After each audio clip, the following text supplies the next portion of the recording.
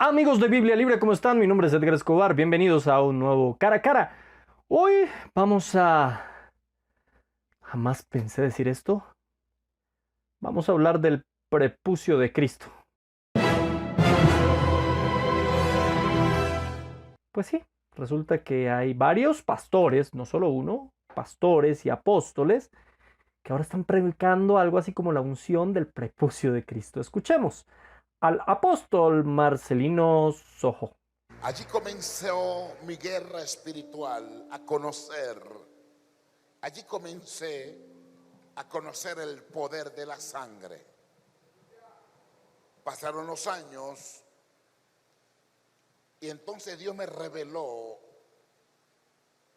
una alta dimensión de la sangre que le quiero hablar hoy a ustedes. Esta mañana le hablé de 3 sangres. La sangre que Jesucristo derramó, la sangre del prepucio, cuando el prepucio de Cristo fue cortado al 8º día, y cayó sangre cuando el sumo sacerdote le cortó el prepucio a Jesús y cayó sangre en el piso.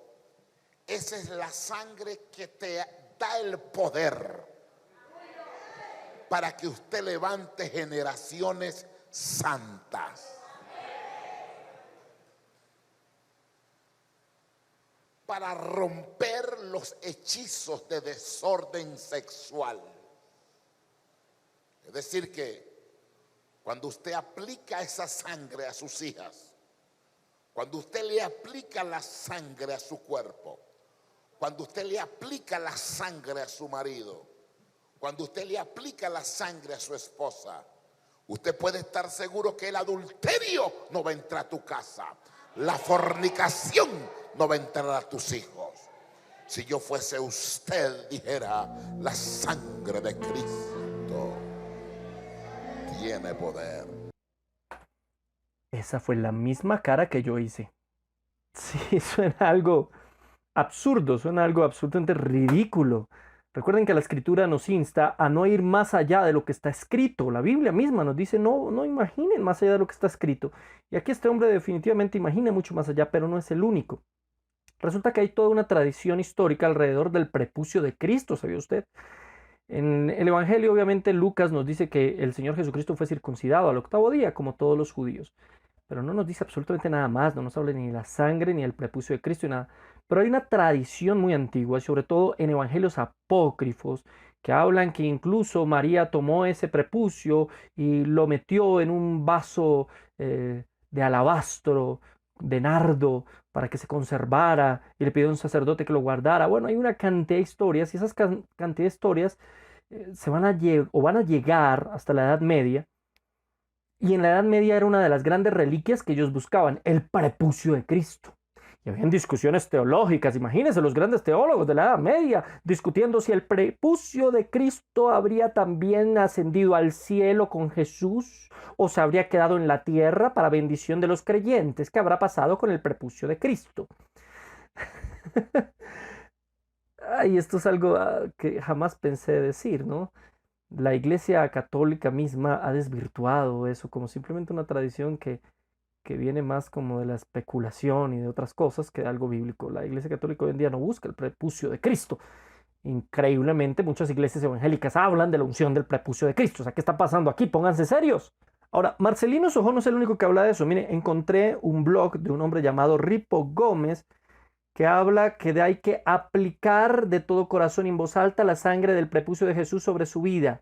Si está casado, aplíqueselo y reclame sanidad sexual.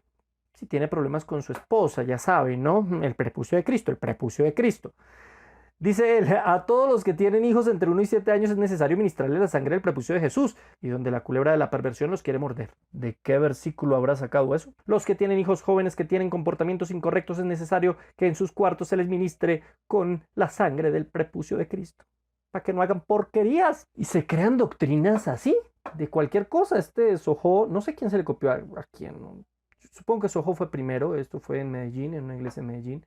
Ripo Gómez, supongo que le sigo la cuerda, no sé, deben ser amigos o alguna cosa de estas, y se inventan algo nuevo, pero esto simplemente es una brujería, entonces ya no me cubro con la sangre de Cristo solamente, sino me cubro con la sangre del prepucio de Cristo cuando son cuestiones sexuales y con la sangre que Cristo derramó en el Getsemaní cuando son angustias o problemas bastante grandes. Entonces, depende qué sangre, de qué sangre estamos hablando. ¿Estamos hablando de la del prepucio? ¿Estamos hablando de la sangre que sudó Jesús? ¿O estamos hablando de la que derramó en la cruz, que es para salvación? Entonces, depende. ¿Dónde dice eso en la Biblia? No hay ningún argumento bíblico alrededor de eso. Y esto me lleva, después de haber escuchado más de una hora del mensaje de este señor que definitivamente no hace ninguna exégesis, es pura eisegesis, es decir, él no extrae del texto lo que el texto quiere decir, sino le agrega lo que él quiere que diga. Esa es la diferencia entre exégesis, sacar del texto, e eisegesis, implementar al texto una idea propia. Eso es lo que hace ese señor en ese mensaje, porque lo escuché completo, no me vengan a decir que simplemente lo cogí fuera de contexto, porque no fue así. Y él habla mucho de la sangre de Cristo, y muchos cristianos hemos escuchado que hablan de la sangre de Cristo. La sangre de Cristo tiene poder, sangre de Cristo cúbreme, sangre de Cristo bendice mi casa, cubro con la sangre de Cristo mi carro. ¿La sangre de Cristo es para eso? La Biblia sí menciona en el Nuevo Testamento muchas veces, obviamente, la sangre de Cristo. Pero la sangre de Cristo tiene poder para salvar. Siempre la menciona para salvación. Miremos algunos versículos, por ejemplo. 1 Pedro 1:2, elegidos según la presencia de Dios Padre en santificación del Espíritu para obedecer y ser rociados con la sangre de Jesucristo. Salvación. 1 Juan 1:7, pero si andamos en luz, como Él está en luz, y tenemos comunión los unos con los otros, y la sangre de Jesucristo, su Hijo, nos limpia de todo pecado. Nos limpia de todo pecado. Salvación. Apocalipsis 1:5, y de Jesucristo, el testigo fiel, el primogénito de los muertos, y el soberano de los reyes de la tierra, al que nos amó y nos lavó de nuestros pecados con su sangre. Salvación. Siempre que se menciona la sangre de Cristo, se menciona en un contexto de salvación. ¿Por qué en un contexto de salvación? Porque sin derramamiento de sangre no hay remisión de pecados. ¿Por qué la sangre solamente se enfoca a la salvación? Pues porque la sangre implica que alguien murió, un inocente muere para que el culpable viva. Así como un animal o varios tuvieron que morir para que Dios hiciera los vestidos de Adán y Eva después de su pecado. Asimismo, en el Antiguo Testamento tenían que morir las ovejitas inocentes para cubrir el pecado del pueblo. Y así Jesucristo, el último sacrificio, una vez y para siempre, murió él mismo para que su sangre limpie nuestros pecados. Para eso es la sangre de Cristo, para limpiar pecados. No para cubrir casas, ni carros, ni para pedir milagros, ni cosas sexuales. Y mucho menos la sangre del prepucio de Jesús. No hay un solo versículo, alguien que me muestre un solo versículo que hable sobre la sangre del prepucio de Cristo. Ay, pero ahí se debió haber derramado sangre, hermano, eso es obvio. Sí, y era la sangre natural que se debió haber derramado, pues obviamente porque le cortaron el prepucio y la puntica del prepucio, ni siquiera era todo, en esa época era solamente la punta del prepucio. Y eso implica que esa sangre tenía poder. No, la sangre de Cristo que tiene poder es la que dio en sacrificio por los pecadores. La sangre que dio para que le cortaran el prepucio solo lo hacía judío y era el símbolo de lo que él iba a hacer después. Pero la sangre que limpia nuestros pecados la derramó en la cruz, porque fue una sangre injustamente derramada.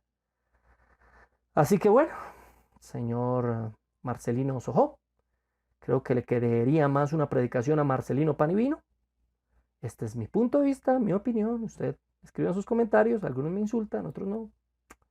Pero esto es lo que dice la Biblia y no puedo contradecir mi conciencia. Dios los bendiga, los guarde y nos vemos la próxima semana en otro cara a cara.